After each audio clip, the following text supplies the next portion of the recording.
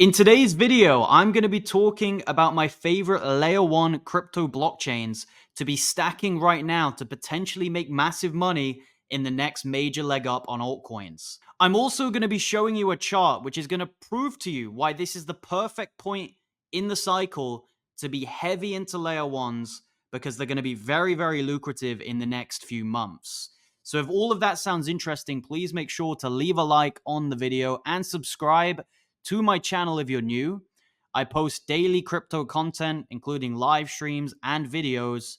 So please subscribe to the channel. It's going to help you out a ton to navigate this bull run. So I'm sharing with you right now on the screen the total free cryptocurrency market cap. I'm going to be alluding to this a lot on my channel in the coming months. And what you can see right now is that it is literally very, very close to resistance and it is not far from breaking out. Once it breaks out, we are at a pivotal point in the market where the altcoin season has officially begun, okay? It's unequivocal. There's no debate. It's absolutely began. Now, some people are saying the altcoin season has already began. Some people are saying it hasn't. The facts are, once Total Free completely breaks out and forms a new all-time high, we are in a brand new bull run for altcoins. Bitcoin, it's already in a bull run. Altcoins, it's a bit of a debated topic right now. But once it breaks this Total Free resistance, it's official, everyone knows it, and there's no debate. So the question is, what are the best types of coins to have your money in for this next leg up? There's debates as to how much higher Total Free is going to go. Is it going to do a 2x from here? Is it going to do a 3x? There's a lot of discussion and a lot of debate. But the reality is it's about to pump and you want to be in the best sectors and the best coins. And ultimately, the best sector in crypto is layer 1s. Because if you look at the top 100, almost the majority of them are layer 1s, okay? You've got some memes, you've got some other coins, but the majority of the top 100 are chains, okay? Even if you include Bitcoin. Bitcoin is its own chain. So you've got Ethereum, you've got Solana, you've got BNB, Cardano, Tron, Avalanche, and that's just a few that are in the top 12, okay? It goes down, you've got Ton, Sui, and many, many more. And this continues all in the top 100. There's loads and loads and loads of chains, okay? So the reality is, it's very evident that layer 1s are the coins which can achieve the highest market caps in a bull run. They are the ones which can achieve a 50 billion, a 60 billion, 70, 80, and even a 100 billion market cap valuation in the bull run. So if you're buying a very strong layer 1 at a 2 billion market cap, you might think you're late to the game. But if that 2 billion market cap goes to 100 billion, you 50x'd your money, you 50 times your money. So I want people to realize that you can still make money even with some of these higher market cap coins, right? Around the 3 billion, the 4 billion market caps, you can still make money on them. Because last cycle, some projects that were in the layer 1 niche, they went to 80 billion in market cap. Cardano and Solana, just to name a couple, okay? And there were some other ones that went around 50 billion, 40 billion. Luna, I think, went to around 50 billion. So the reality is layer 1s can achieve very, very high valuations, but you just need to know what are the things that can lead to that. And you don't have to market cap hunt. You shouldn't be looking at 1 million market cap coins just assuming, oh, it's tiny, it's going to do massive gains. That's not how it works. Sometimes the bigger market caps actually do better gains because they are just simply better projects and more money goes into them. So I'm going to share with you in this video my top picks for layer 1s, and I'm going to explain to you why for each one. You can have your own layer 1s, but there's certain things that I personally look for, which I'll talk about before I share with you my picks. So what are the things that I personally look for in a layer 1? So the first thing is it has to have a cult-like community. There has to ideally be a strong community, a lot of holders, and a lot of people who are willing to put it away in cold storage and hold it long term for maybe even 5 years, okay? You see that play out with Solana, you see that play out with Ethereum, and you can also see it play out with some smaller coins, okay? So ideally, you want a layer 1 which has a cult community and a lot of diehard holders of the coin who won't sell with a little bit of FUD, okay? Another thing I look for is actual good technology. Now, it can be exceptionally good in terms of scalability, or it could be a very well-rounded layer one that is good in terms of the trilemma, right? That's scalable, decentralized, and secure. Okay. Or it could be one which is just exceptional in one dimension of the trilemma. Okay. We've seen very, very fast layer ones succeed, such as Solana. We've seen very, very decentralized layer ones succeed, such as Bitcoin. Okay. It's not very fast, but it's decentralized. So a lot of people like it for that reason. So the technology has to be good. And the final thing that I look for is ecosystem and backers. Okay. An ecosystem can include projects building on the layer one, companies using the layer one, right? Because certain layer ones can have all different use cases. They could be a layer one for storage. So if it's a layer one for storage, what companies are using it? Okay. If it's a layer one for smart contracts like Solana, okay, and projects building on it, like crypto projects, how many memes are built on it, right? What's the TVL? What's the number of protocols built on it? These are the things that I'm looking at. And all of this is available on DeFi Llama, which you can see for yourself. Very simply, you can see the number of protocols, the active addresses, and the TVL, the total value locked. So those are some things I look at. I also look at the backing, okay? How many dollars or how much, capital has been thrown into this layer one and who has bought it? Okay, so if we pick a random layer one here, let's go Say. Okay, I don't personally hold Say, so I'm just picking it at random. And we go to fundraising, we can see that it raised $95 million of money. That's a very large figure for crypto terms, so that's pretty good, okay? It raised 85 million from the fundraising rounds and 10 million from the public sale. Now I'm actually interested on who bought it, right? Who were the companies, who were the exchanges buying up the supply before it came out? And we can see here one of the platforms was Binance. They had a launch pool in 2023. You can see OKX Ventures, Multicoin Capital. This is a fairly large institution. You can see Multicoin Capital alone raised 5 million on the 31st of August. So these are the types of things you want to be looking at, okay? And I explain this in much more depth over on my crypto course, which explains how to hunt for gems and how to find these coins before they pump. So if you're interested in that, you can get it on its own, or you can get it as part of the bundle on a very good discount, because you're also getting lifetime VIP and a video call with myself if you opt for that. But anyway, back to the topic, okay?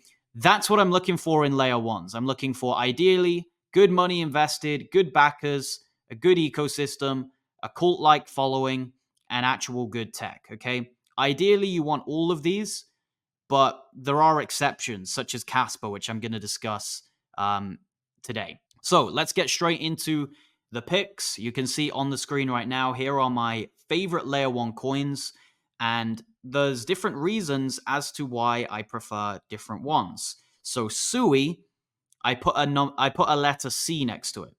CL1, that means centralized layer one, okay? Casper, you can see I put a D, that means decentralized layer one.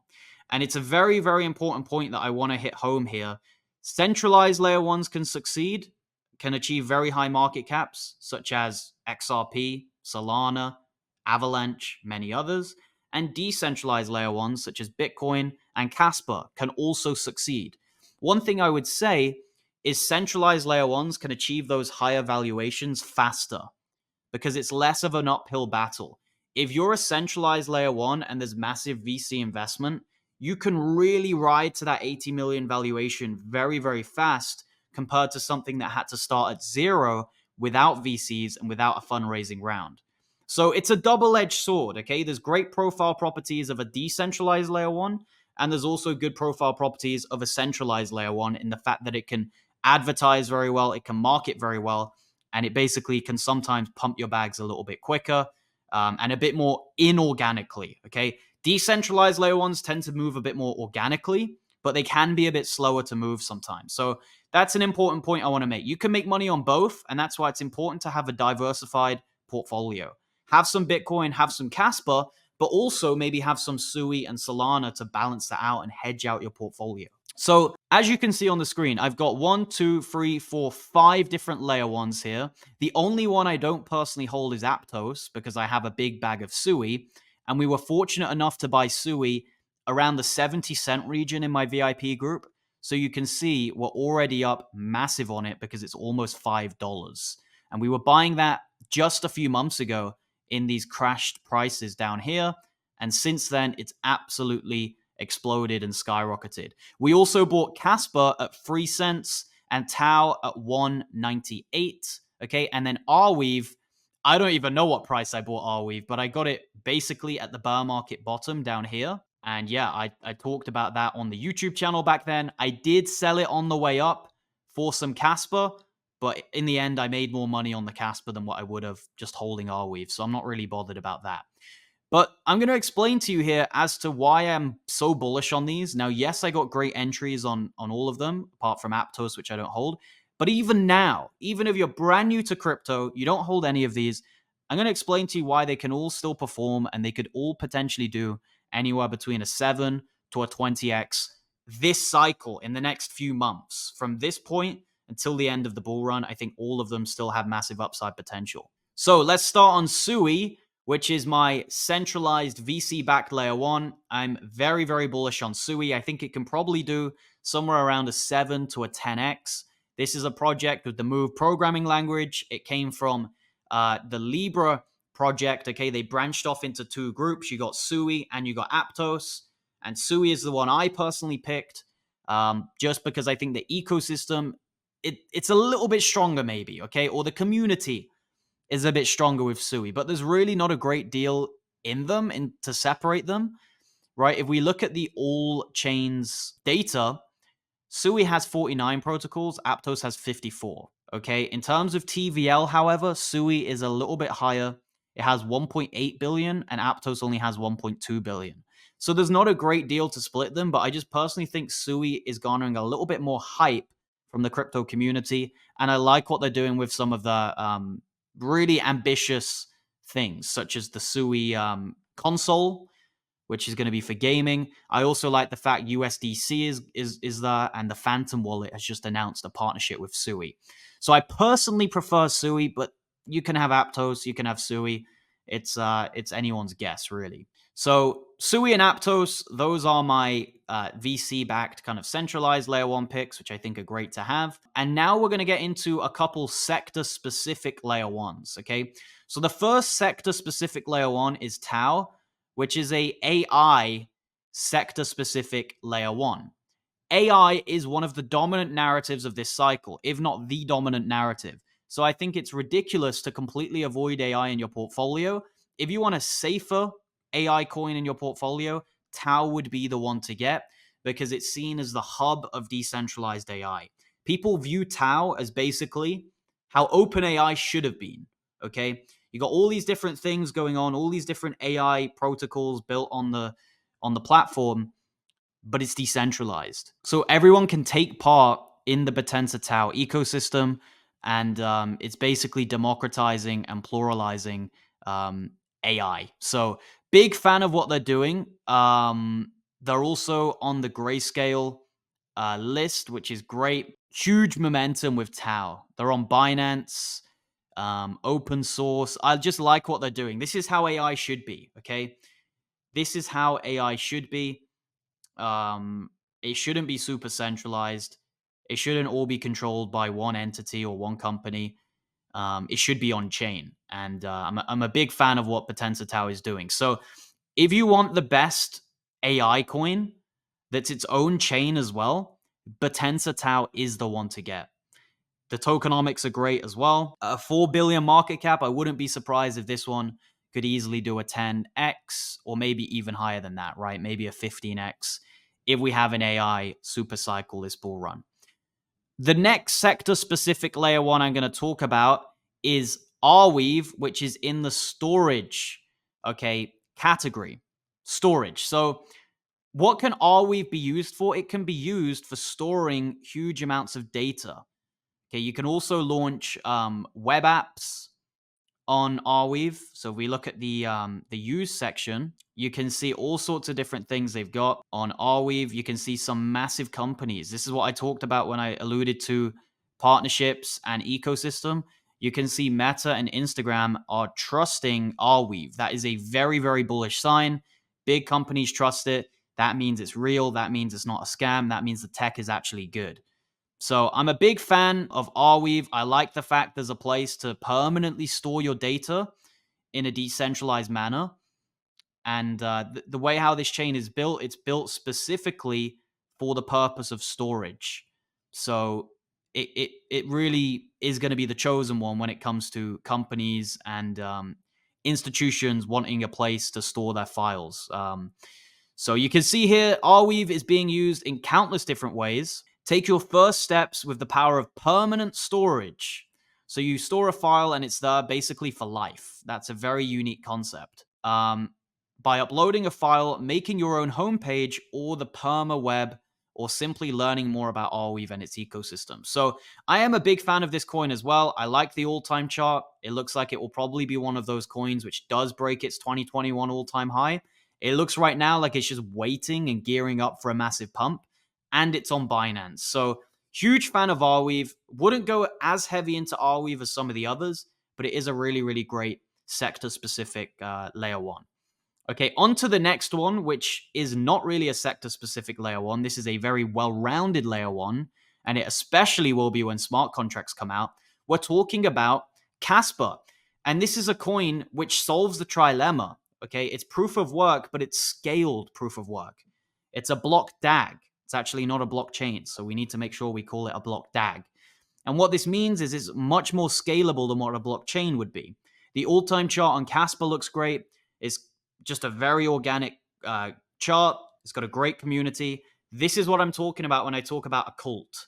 There are people holding Casper who say they will not sell until 2030. That is a cult. I personally am going to be selling in the bull run, but I know some people are saying they will not sell. They're just going to buy more in the bear market. That's what you want in a layer one because there's a strong holder base. And when there's FUD, it's just going to be eaten up. People are just going to buy. 4 billion market cap. I'm really looking at Casper being anywhere around $1 to $3 this bull run. It all depends on if they can get tier one listings and how long the bull run itself actually is, whether it's maybe an April top or whether it's more of a winter top later on in 2025. Time will tell, right? But big fan of Casper, and this acts perfectly as a hedge to some of the more centralized coins in your portfolio. So me personally, I would probably just get all of these and have them as high allocations in my portfolio because they complement themselves very well. You got decentralized coins, you got centralized coins, you got AI, and you got storage.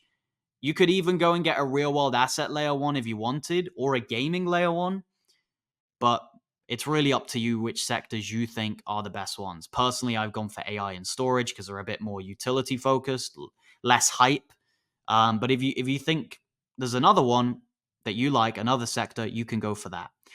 But yeah, that pretty much sums up this video. I hope it was valuable. Layer ones are super important. I wouldn't underestimate them.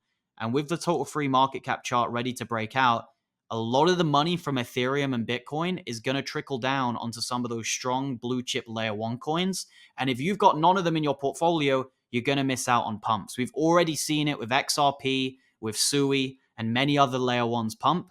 You don't want to miss out on the next major wave for layer ones. So please hit the like on the video if you enjoyed.